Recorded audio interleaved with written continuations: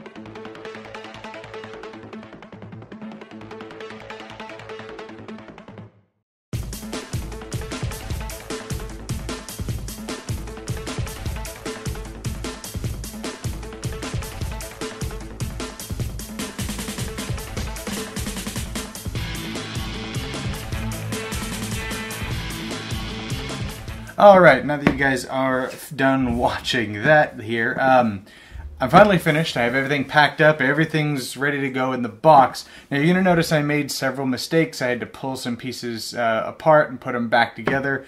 But overall what you see here, it needs a little bit more sanding. A few of the pieces don't slide properly, which you'll see. But it'll all be fixed with a little bit of sanding. But so anybody who gets this, first tip I can give you is pay attention to the directions. The direction that certain pieces are facing when you put it together, so pay attention to that. But anyways, let's go ahead and dive into this. Now, I'm going to, let's see, we're going to put this over here. Now I'm going to warn you, I've seen porn that isn't as satisfying as this box insert is, so yes. This is everything in the box. It fits perfectly. I'm going to be able to now sleeve these. So as you see here, these all fit, lots of room unsleeved. These here, like I can just pull this out and all of the expansion stuff is here. So that way, if you don't have the expansion, you can still use this box, and this is just an expansion slot, same with here. So it allows it to be sleeved. But anyways, we'll go ahead and pull out the ship things here. Well, two of them. So these, all of these fit perfectly inside of it and all on display. So now while you're playing these, well, not these because these will be out, but you can have them sitting on the side of the board like these, which I tipped it over. So so you got your tier 3 ships, and they have, of course, a 3 on the end of it. So this just sits off to the side now, and when somebody goes to buy a ship, they can grab it, pop it open, and it needs a little bit more sanding because it's not as smooth as I would like it to be, but you know, again, light sanding will work just fine. But that's pretty nice. I'm going to get to this awesomeness here in a second, so we'll just put this off to the side. You have the player boards here, or the player colors, and then the market colors, and each side of these pop out, so you can just slide the cubes off, which is pretty sexy. My wife is also watching as well because this is her favorite game, and this also slides off as well, so that's neat. I would have liked to have seen these more enclosed maybe, or something that sits on top of this just in case, so that way cubes don't go flying around. But this right here, the top of this is flush with the top of the box, so the top of the box should be pushing down on this. However, if you try to store it on the side, you might run into some problems. So we'll put that there. And then you have the level 2 ships, which are pretty nice. These are the ones that I think don't like to open, that needs to be sanded a little more. So you got your tier 2 ships and your tier 1, or is it this one? No, yeah, it's this one. So then there's this one, and again, a little sanding will fix that, no big deal. And then you have these, which are for, you know, all the expansion content. You have all your exploration tokens. You can put the old exploration tokens here, but I think they're out in a box out in the sheds, and I don't feel like getting them. So you have that. This will be able to sit right off the side of the playing field. Because if you know this game, there's no board, it's just a playing area. So then you have your dice, again, old school exploration tokens. You have your money, your 1,000, your 5,000, ice, fire, and your bounty tokens, which I usually store those with each player, so I may put those over there, and I'll have an empty space here for, I don't know, but for something. And then, as you already saw here, you have all of the cards. Alright, then next up is this, and this is the part that's definitely going to need a bit more sanding because this isn't as smooth as it's supposed to be, and this is definitely going to need to be glued because this doesn't really want to come apart. There we go. And this has all of your player mats inside of it for all of the ships, which is pretty nice. And then you have your, of course, your fame point track. And then you have, on here, your market board, all your other tokens and stuff. This is probably also going to need to be glued because right here, these are two separate pieces. And see, those just fell in. But no big deal. So I'm definitely going to have to glue these two together.